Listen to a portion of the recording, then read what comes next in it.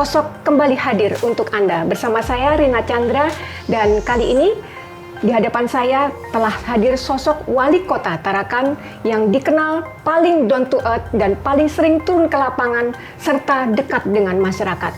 Mari kita kenal sosok Pak PJ yang satu ini. Apa kabar Pak PJ? Bu Rina, baik kabarnya. Alhamdulillah sehat ya. Thank you Pak sudah menyempatkan waktu khusus buat Ekotor TV untuk kita berbincang santai tentang kota ini dan juga profil Bapak. Oke. Bapak, saya mewakili masyarakat Tarakan. Di media sosial ramai banget Pak ngomongin Bapak sebagai salah seorang wali kota yang disukai masyarakat begitu ya. Ada beberapa pertanyaan masyarakat yang saya coba kutip diantaranya. Kerja nyata, selalu turun ke lapangan, selalu mendengarkan keluhan warga, langsung dikerjakan. Keren loh Pak PJ. Komentar Bapak? Ya, yang bisa menilai masyarakat. Oke. Saya berterima kasih kepada masyarakat Kota Tarakan yang ya sebagian mungkin besar menilai positif, tapi memang sebagai seorang pemimpin ya kita bukan dilayanin, tapi kita melayanin masyarakat. Oke. Itu saya coba untuk juga belajar dari orang yang sangat saya kagumin, mentor saya, Gubernur Provinsi Kalimantan Utara. Walaupun beliau sebagai seorang pejabat nomor 1 di Kalimantan Utara, tapi beliau sangat luar biasa menginspirasi saya. Minimal saya bisa mengikuti apa yang beliau lakukan, melayani masyarakat bukan dilayani. Oke, melayani masyarakat otomatis di situ akan timbul rasa suka karena dilayani orang biasanya senang Pak kalau dilayani. Menjadi pemimpin yang disukai masyarakat itu menurut kami sangat susah. Nah, banyak warga yang berkomentar seperti ini. Saat masa pemilu kemarin Pak, banyak sekali pertanyaan seperti ini. Kenapa Pak PJ tidak mencalonkan jadi wali kota? Karena semua orang pada demen nih gaya pemimpinan seperti Bapak. Apa komentar Bapak? Saya diberi amanah ya untuk mengantarkan, mensukseskan pilkada serentak khususnya di Kota Tarakan yang direkomendasi oleh Gubernur Provinsi Kalimantan Utara, orang tua kita Pak Jenderal Palewang, kemudian ditugaskan oleh Kemendagri. Ya tentu saja saya punya komitmen yang kuat, tidak tergoda dengan ya mungkin bisikan, permintaan, tapi saya tegak lurus ya, dan tetap komitmen menjalankan tugas. Saya bisa katakan ya saya menggunakan kacamata kuda ya. Saya berusaha menjalankan amanah yang sangat berat ini dengan sebaik-baiknya. Satu, beberapa pesan dari Kemendagri yang selalu tidak hilang dari ingatan saya, termasuk pesan Pak Gubernur ya, buat masyarakatmu ketika kamu berakhir masa jabatan dan kembali ke jabatan definitif, walaupun tetap di Kaltara, masyarakat merasa kehilangan. Masyarakat akan meneteskan air mata, walaupun tidak semua. Gitu. Jadi itu alasan yang membuat keputusan Bapak untuk tidak maju begitu ya. Oke, Bapak, kita beralih ke soal infrastruktur. Pak PJ terkenal nih, hari-hari mungkin sering turun ke lapangan begitu. Bahkan saya dengar juga malam-malam begitu Pak ya. Nah, kita coba singgung soal infrastruktur. Ada komen seorang netizen di salah satu media sosial mengatakan begini. Bagaimana sejatinya Pak controlling untuk paket-paket PL, kemudian volume, mutu, dan sebagainya. Ya, mungkin ada strategi yang seorang PJ lakukan untuk mengawasi itu, pengerjaan jalan, ataupun apapun yang terkait sarana dan prasarana yang ada di kota ini. Terkait dengan ya kegiatan fisik atau infrastruktur, di awal saya menjabat, saya sudah punya komitmen yang kuat. Ya untuk melakukan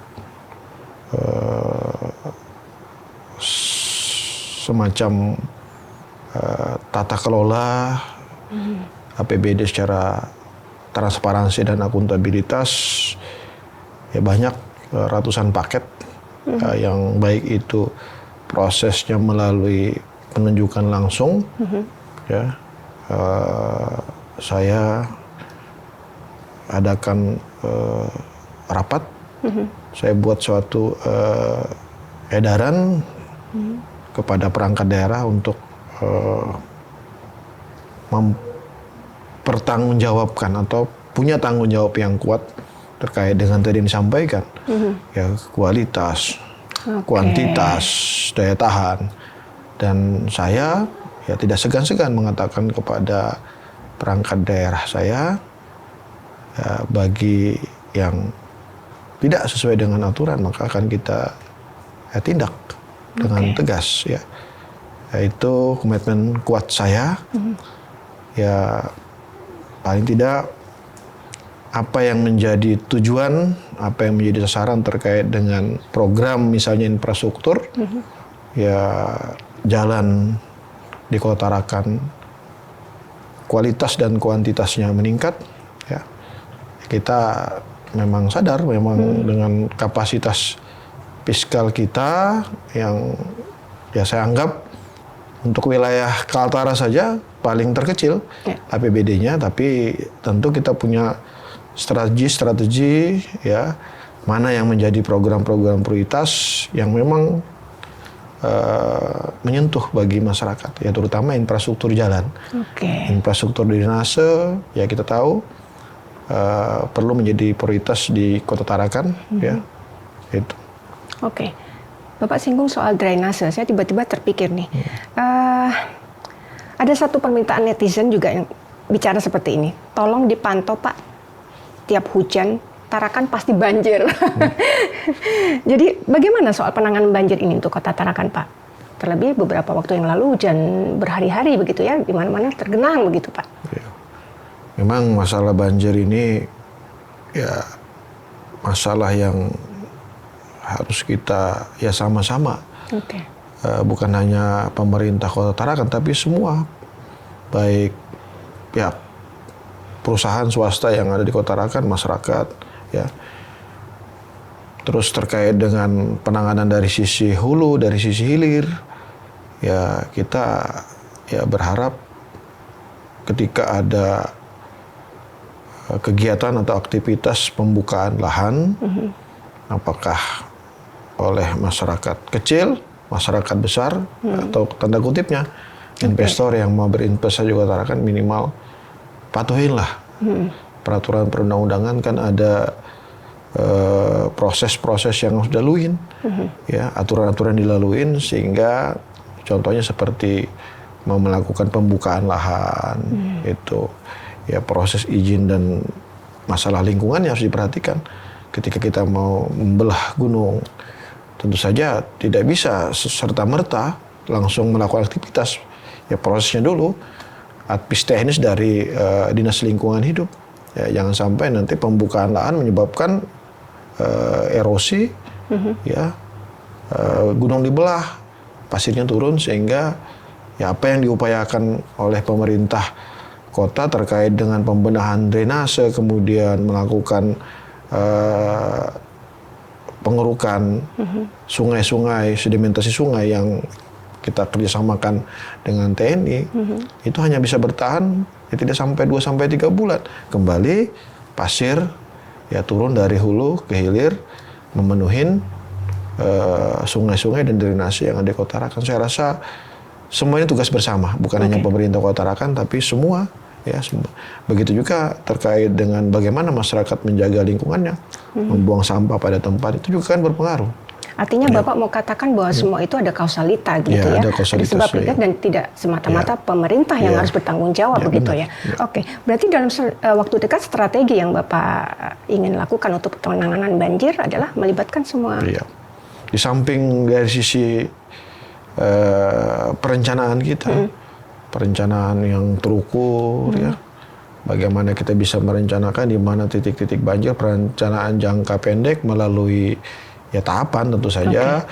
Kalau kita di pemerintahan kan kita ada semacam ada dokumen rencana pembangunan jangka panjang, kemudian turunannya rencana pembangunan jangka menengah daerah, turun yang tahunannya, rencana kerja pemerintah daerah yang setiap tahunnya RKPD-nya. Oke. Dan kemudian dari RPJMD juga tentu saja di-inline-kan dengan rensranya perangkat daerah ya, yang harus dijadikan pedoman perangkat daerah terkait dengan target-target kinerja ya, terkait dengan penanganan misalnya masalah banjir, masalah infrastruktur jalan. Oke. Saya rasa peran itu semua punya peran. Pemerintah perannya mungkin di satu sisi, dan pemerintah provinsi juga, dan pemerintah pusat. Ya, saya rasa kolaborasi itu penting mengatasi setiap permasalahan yang ada di daerah, termasuk masalah banjir. Memang beberapa hari ini saya juga terus belusukan untuk melakukan identifikasi, kemudian memberi arahan-arahan kepada perangkat daerah yang membidangi untuk mencari solusi terhadap permasalahan banjir ini. Ya, solusi jangka pendek, jangka menengah, dan jangka panjang. Oke, Ya, baik. Masih di soal infrastruktur, Pak. Prasarana jalan sudah bagus lah. Pak PJ sering monitoring langsung begitu ya.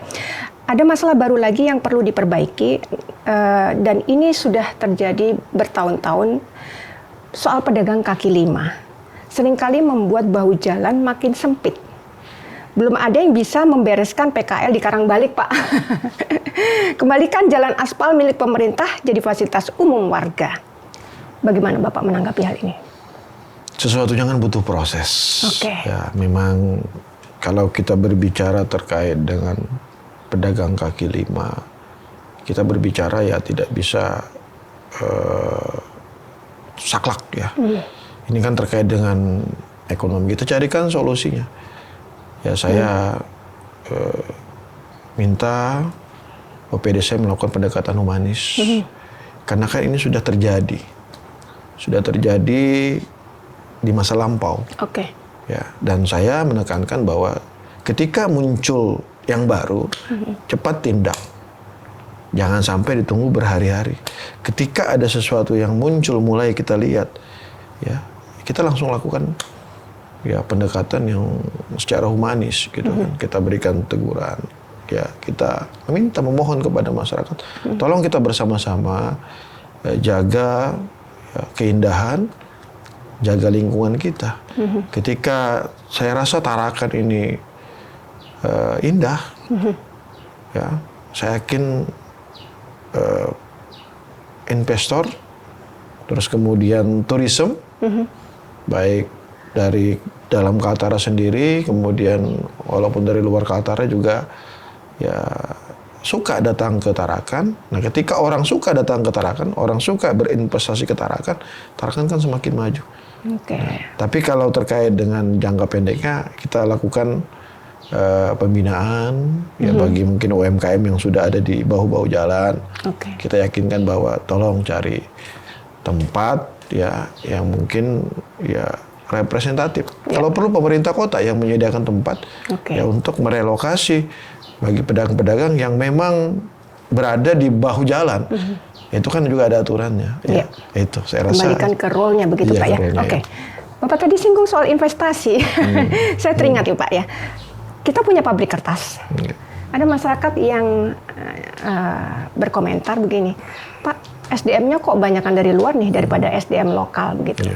Terus ada lagi juga yang mengatakan bahwa dulu zaman waktu itu sebelum ada pabrik, jalanan di Sei Bengawan tidak kotor, tidak rusak, tidak berdebu. Dan semenjak ada pabrik itu, masyarakat jadi terganggu.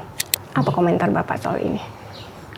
Kalau saya sebagai berada di posisi pemerintah, tentu saja saya berbicaranya lingkup makro. Oke. Ya, investasi kan penting. Ya, ada multiplier effect, ada dampak yang ditimbulkan, baik dampak positif maupun dampak negatif. Ya, kita usahakan dampak negatifnya lebih kecil dari dampak positif.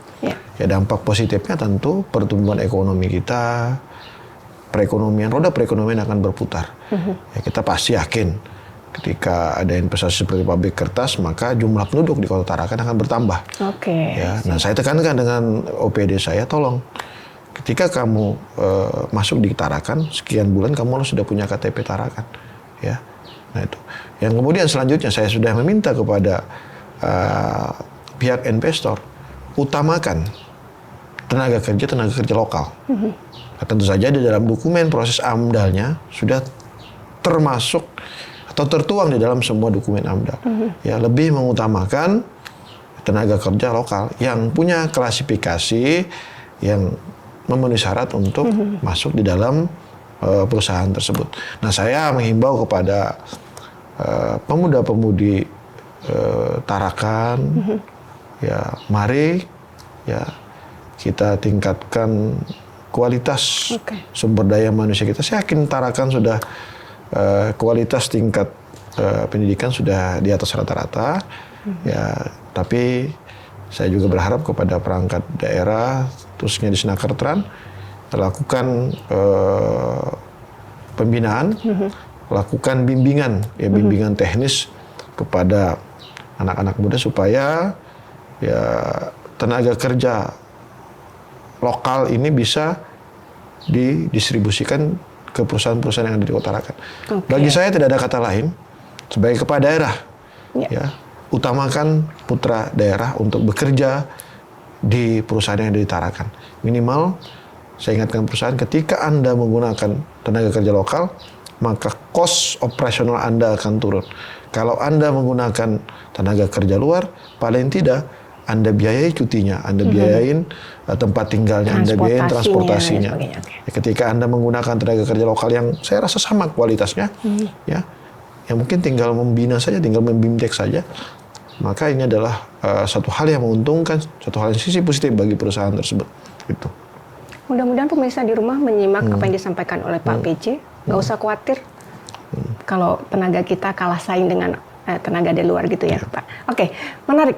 Ada satu lagi, Pak. Tadi Bapak singgung juga soal tenaga kerja. Saya tiba-tiba teringat dengan tenaga kerja anak. Tenaga kerja anak. Kita terkenal dengan kota layak anak. Kemarin Bapak beberapa waktu lalu berkunjung dengan ke Pak Seto ya, Kak Seto, membahas tentang ya segala hal tentang anak-anak gitu. Kesimpulan dan rencana apa yang sebenarnya Bapak ingin gagas untuk kota ini untuk dapat tadinya dari status KLA yang Pratama untuk bisa naik upgrade menjadi KLA Madya? Lah, Mbak Lina bisa saja ya. Jadi sekali lagi saya sesuatunya kan tidak bisa pemerintah Kota Tarakan. Ya. Saya coba berkolaborasi dengan Kapolres Tarakan untuk menentukan satu titik lokasi mana dulu menjadi percontohan. Nah, kita fokus di Selumit Pantai. Ya, saya terima kasih dengan Polres Tarakan sudah coba untuk mendukung kinerjanya PJ Wali Kota Tarakan dengan kemarin melakukan mapping, pendataan door to door ke rumah-rumah yang ya bisa dikatakan anak yang putus sekolah. Awalnya data yang disampaikan cuma 11. Ternyata? Ya ternyata menjadi berkembang 50 anak yang perlu menjadi perhatian kita yang di usia antara 9, 12, 14. Ada yang lulus sekolah dasar, ada yang belum lulus sekolah dasar. Nah, ini kita punya kolaborasi program bersama dengan Pak Kapolres. Saya sudah panggil Dinas Pendidikan ya, untuk melakukan semacam pembelajaran. Ya, mungkin di sekolah-sekolah dasar itu kita mau prioritaskan paket, ada yang paket B, ada yang paket A. Ya, jadi dia mempunyai legalitas, kemudian kita juga lakukan bimbingan-bimbingan keagamaan di masjid, belajar mengaji, kemudian mungkin ada nanti kita akan lakukan hal-hal yang mungkin yang bisa berdampak positif terhadap anak-anak yang masih mungkin perlu perhatian dari kita semua, bukan hanya pemerintah Kota Tarakan ya, termasuk teman-teman media, masyarakat-masyarakat yang di Kota Tarakan. Mari kita bersama menyelesaikan permasalahan-permasalahan yang ada di Kota Tarakan ini secara berkolaborasi, bersinergi. Tidak bisa pemerintah kota sendiri. Ya apalagi kita tahu kan, Kota Tarakan ini ya kota urbanisasi, urban, orang yang banyak yang datang ke Tarakan ingin mencari pekerjaan. Kemudian kota juga yang saya anggap penyanggah ibu kota, ya kan ibu kota negara. kota yang penyangga perbatasan. Jadi orang lebih dulu datang dari negara tetangga itu kan ke Tarakan dulu. Sehingga secara infrastruktur kita sudah siap. Tapi mungkin secara hal yang lain, dari sisi fiskal juga kita masih sangat rendah daripada kabupaten lain. Ya, saya anggap APBD kita malah di bawah APBD-nya Kabupaten Malinau, Kabupaten Nunukan. Tapi itu tidak menjadi alasan-alasan yang fundamental. Ya, kita bisa mungkin berkolaborasi dengan para investor, perusahaan-perusahaan, dana-dana CS yang kita manfaatkan. Ya, itu. Nah, salah satu tujuan saya, niat saya walaupun dari APBD tidak ada diprogramkan untuk mendatangkan Kaseto, tapi saya untuk berusaha memaksimalkan tanggal 16 atau tanggal 17 mendatangkan beliau. Ini masih berupaya bagaimana bisa mendapatkan sponsor ya, yang bisa beliau datang ke kota Tarakan untuk memberikan mungkin ya edukasi, memberikan mungkin semacam mungkin transfer knowledge ya, ilmu kepada kita, bukan kepada anak-anak, mungkin kepada para pendidik, kepada para kawan-kawan, teman-teman media. Ya, kita coba untuk mungkin memberikan wawasan baru terkait dengan konsep mungkin kota layak anak, mungkin bagaimana kita melakukan edukasi, bagaimana kita melakukan pembinaan dan sebagainya. Saya rasa butuh orang-orang yang mungkin punya pengetahuan yang lebih dari kita. Ya, itu. Artinya yang dilakukan oleh Bapak sudah luar biasa. Bahkan saya dengar Bapak sering netril tuh, keliling untuk mengecek di lapangan malam-malam hari, apakah masih ada anak-anak adik-adik kita yang di jalanan belum pulang ke rumah dan sebagainya seperti itu. Jadi satu kata Pak, dalam jangka pendek rencana Bapak untuk KLA apa? Untuk KLA rencana pendeknya saya kolaborasi tadi saya sampaikan dengan Pak Kapolres. Di mana posisi kita yang bisa kita lakukan, spot Pak Kapolres di mana Pak Kapolres, kemudian kita dibantu dengan relawan kemarin untuk door to door yang mengidentifikasi data, berapa jumlah data yang validnya, realnya yang akan kita mungkin bantu untuk mendapatkan legalitas paket B sama paket A, ya. Nah, tapi itu rencananya di bulan Juni kita akan lakukan eksekusi. Ya, tapi di hari Senin kita akan action di lapangan antara pemerintah kota dengan teman-teman relawan dan kemudian teman-teman Polwan dari Polres Tarakan untuk sama-sama tadi supaya kelas naik statusnya dari pratama menjadi utama ya. Itu. Baik, Pak PJ, saya coba beralih ke dedek-dedek mahasiswa. Mereka menitipkan banyak pertanyaan ke kami. Nanti akan kita coba bacakan. Assalamualaikum warahmatullahi wabarakatuh. Perkenalkan, nama saya Haikal Hermawan Pratama. Saya selaku mahasiswa Fakultas Teknik Universitas Borneo Tarakan. Jadi, adapun pertanyaan saya terhadap Bapak yaitu bagaimana harapan Bapak kepada setiap pemuda yang ada di Kota Tarakan ini guna dapat berkontribusi pada perkembangan kota ini ke depannya? Dan bagaimana cara pemerintah untuk dapat menyokong potensi-potensi dari pemuda yang ada di Kota Tarakan guna untuk dapat berkontribusi pada perkembangan kota ini ke depannya? Mungkin itu saja dari saya, Pak. Kurang lebihnya mohon dimaafkan. Wassalamualaikum warahmatullahi wabarakatuh. Saya rasa pemuda adalah agen perubahan. Ya. Dalam rangka mewujudkan Indonesia Emas 2045, peran pemuda sangat penting. Ya. Paling tidak pemerintah kota memberi ruang, kebebasan, memberikan dukungan penuh ya kepada pemuda, dan pemuda juga ada feedback kepada pemerintah untuk memberikan masukan-masukan hal-hal yang menjadi strategi-strategi penguatan terkait peran pemuda. Saya rasa pemuda luar biasa peran di teman-teman. Saya yakin di Tarakan juga beberapa perguruan-perguruan tinggi baik negeri maupun swasta ya, saya berharap kontribusi pemikiran-pemikiran yang teknokratik yang bisa mewarnain program-program yang ada di Kota Tarakan. Kita akan membahas proses mulai musrenbang kecamatan, ya nanti musrenbang kota. Saya rasa itulah ruang hadirnya pemuda, ruang hadirnya mahasiswa untuk memberikan masukan yang konstruktif terhadap program-program yang ada di pemerintah. Saya yakin dan percaya ketika pemikiran-pemikiran yang cerdas, pemikiran-pemikiran yang inovatif, ya pemikiran-pemikiran yang kreatif yang tidak dituangkan dalam satu dokumen perencanaan, ya, perencanaan suatu daerah yang nanti akan dibahas di musrenbang, maka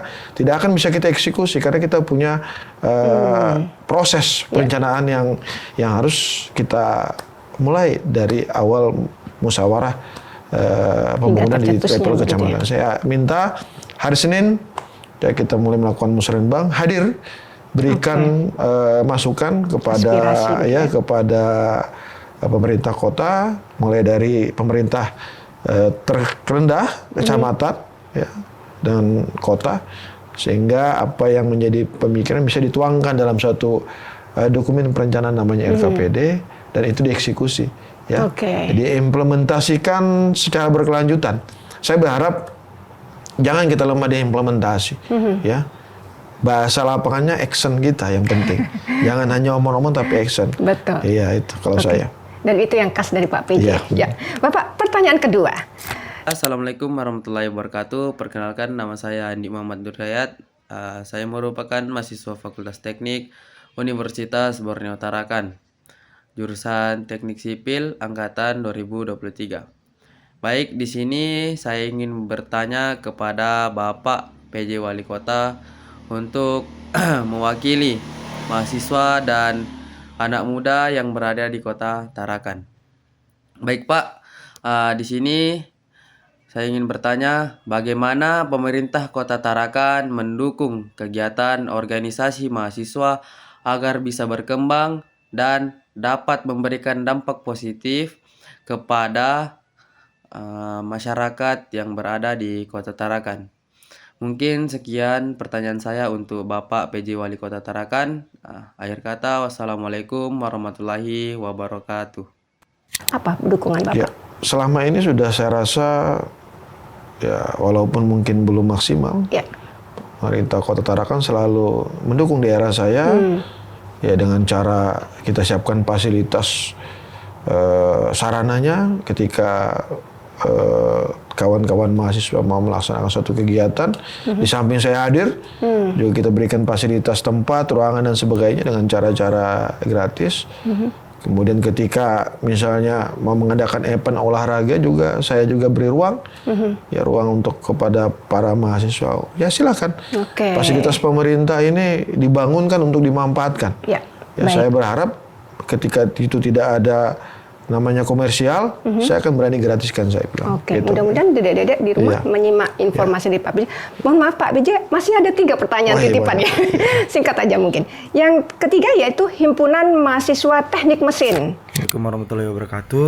Sebelumnya perkenalkan Pak, nama saya Muhammad Abdika Putra, mahasiswa aktif program studi S1 Teknik Mesin angkatan 2023 Fakultas Teknik Universitas Borneo Tarakan. Mungkin yang ingin saya tanyakan, bagaimana peran Bapak dalam melaksanakan atau membuat kebijakan terkait dengan peran mahasiswa teknik untuk kemajuan Kota Tarakan. Kira-kira apa yang diberikan kota ini untuk rekan-rekan adik-adik teknik? Ya, kalau mungkin dengar adik-adik teknik ya, pernah audiensi dengan saya.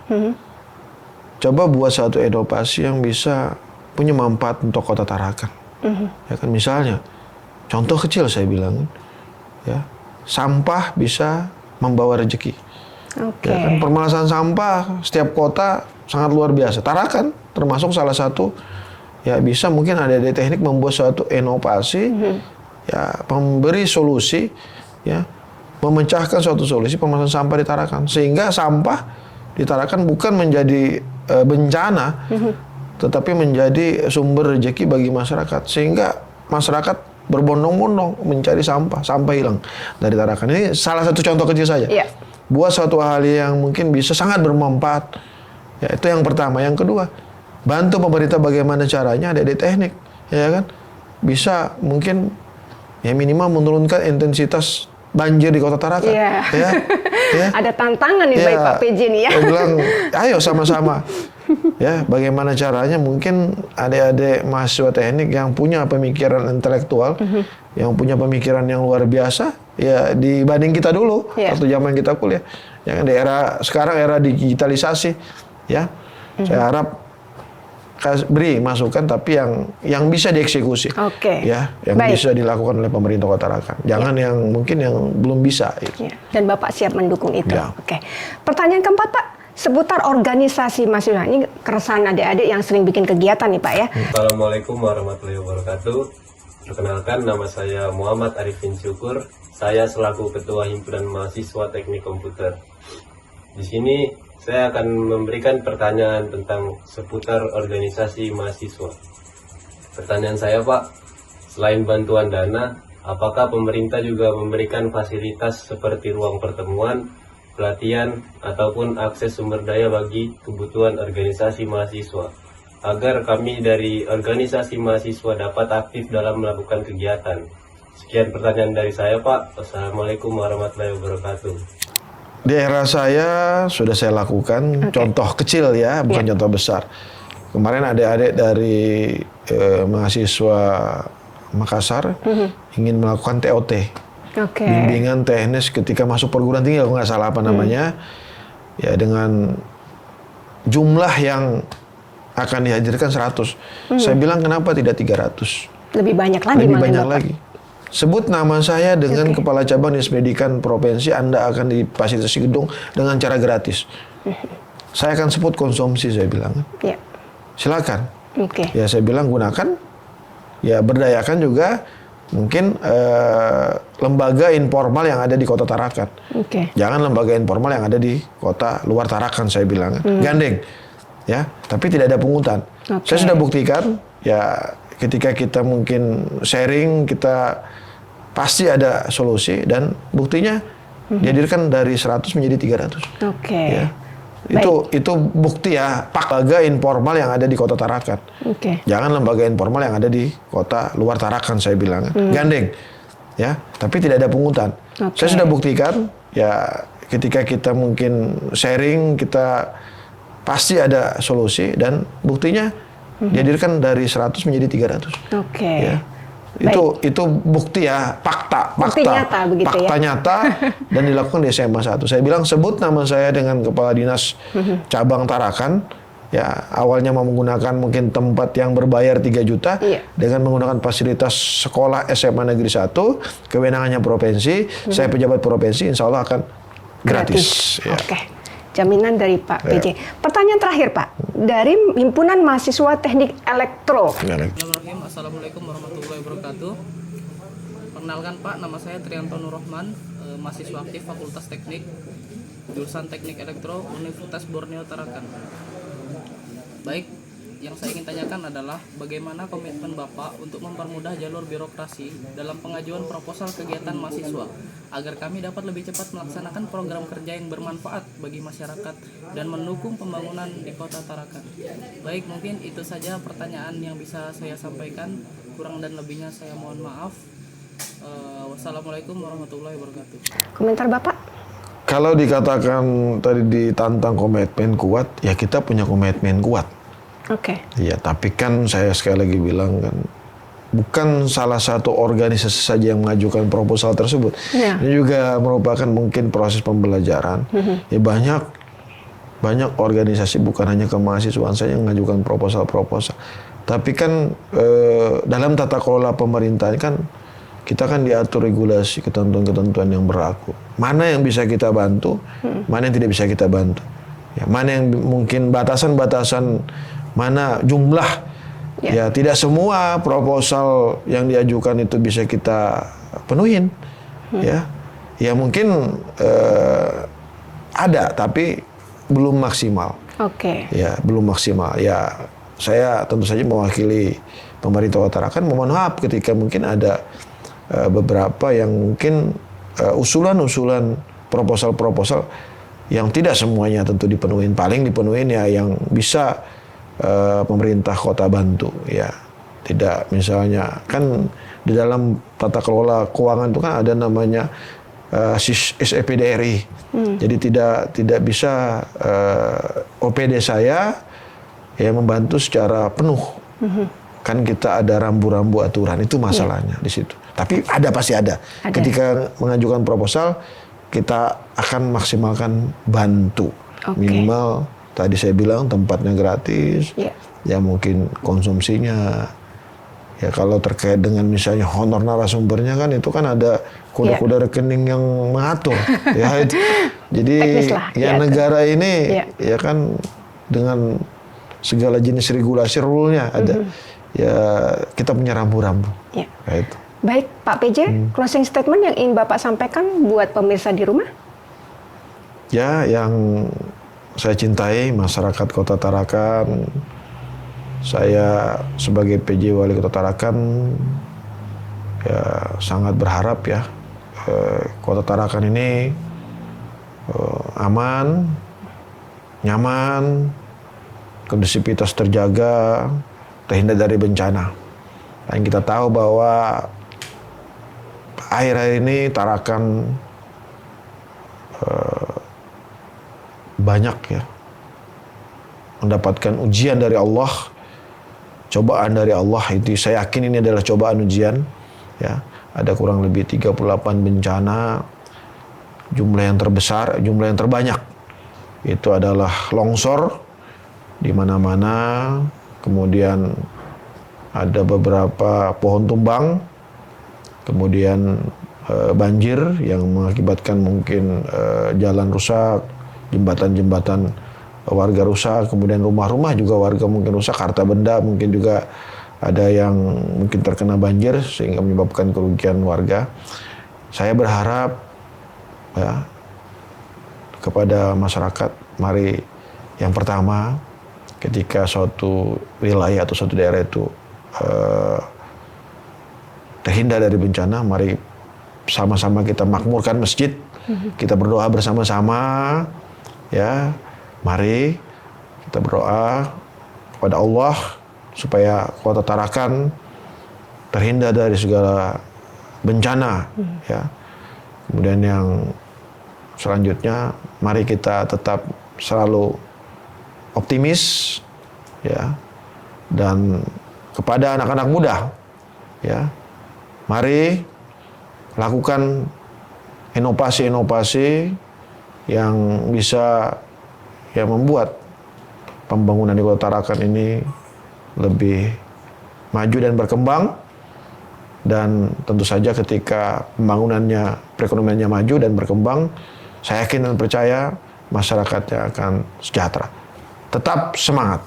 Oke, keren Pak PJ. Iya, iya. Bapak, thank you sudah ngobrol panjang di Ekuator TV di program Sosok.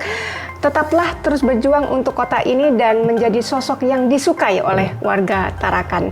Thank you Bapak, Iya, waktunya. oke. Saya juga yang terima kasih kepada Ekuator. Ya, terima kasih.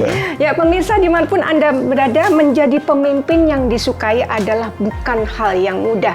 Dan masyarakat kita lebih menyukai pemimpin yang tidak hanya di belakang meja, tapi turun ke lapangan, mendengar dan bertindak langsung. Saya Rina Chandra, terima kasih telah menyaksikan Ekuator TV. Salam.